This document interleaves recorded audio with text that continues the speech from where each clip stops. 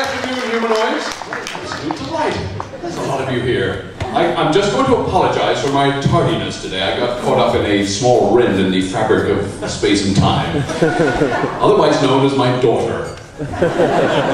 Very sorry. I was meant to be here this morning and it all got a bit... There's only one way to... There's a bit of a problem.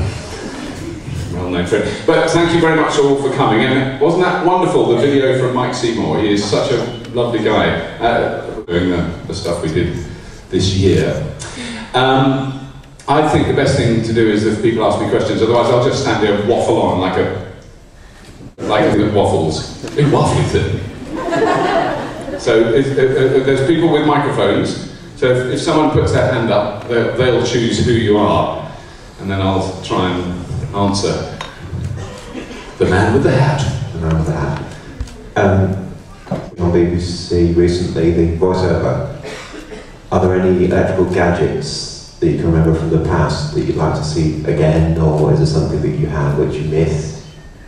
Yes, this is, I don't know how many of you have seen this. There's a series that's on at the moment called Electric Dreams, which is looking at the last 3 decades, 70s, 80s, 90s, of family life in relationship to the electronic gadgetry that people had, and it was a lovely thing. I just did the voiceover for it.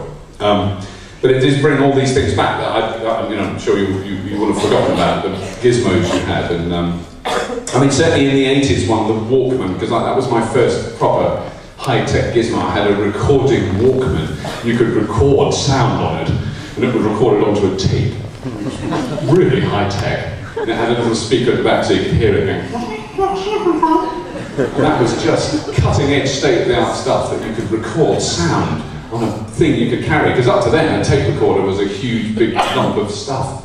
So I remember the Walkman very fondly, and that was a very favourite gadget until I dropped it off the back of a truck and it smashed to bits. So there we go. But yes, it's a wonderful series, worth catching. It's on, what night of the week is it on? I can't remember what night or what channel. BBC iPlayer.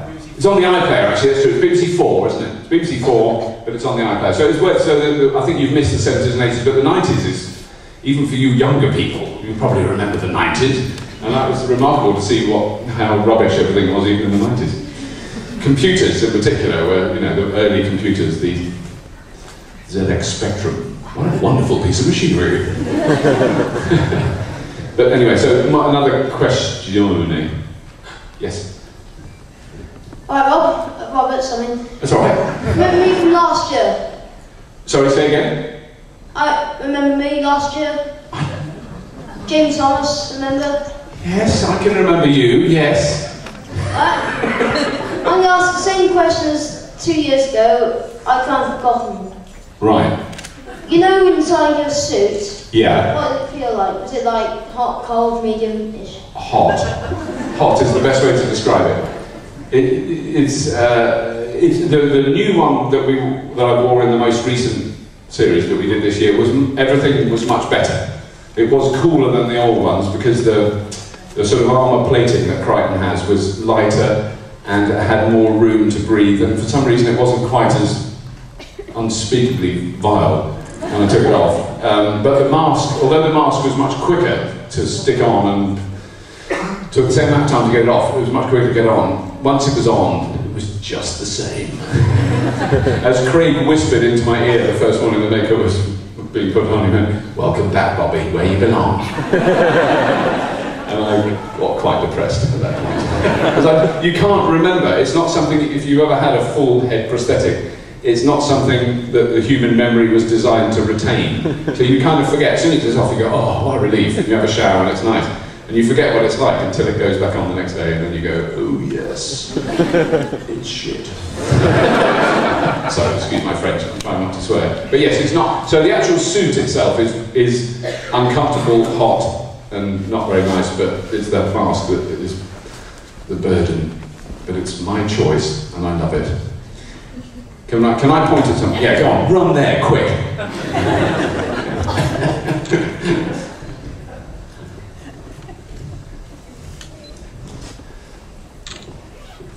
Another question about the suit, I'm afraid. All right. Hypothetical episode situation.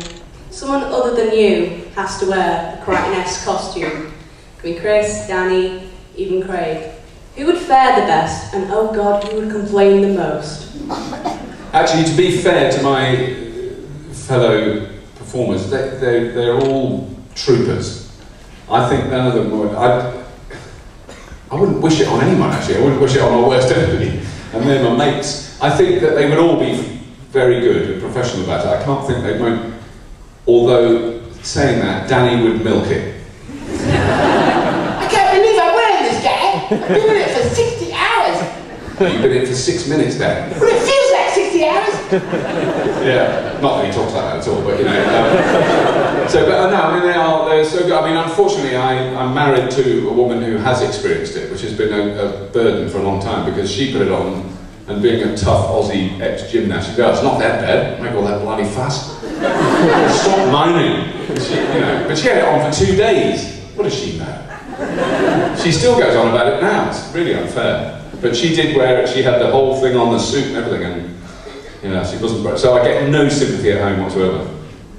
And when my son was on the set this year when we were filming it, who's now my height and a big monster, and he just came up and prodded my face, and he goes, "Why do you make such a fuss about that? You big wuss." That's what he said. So there we go. Yeah.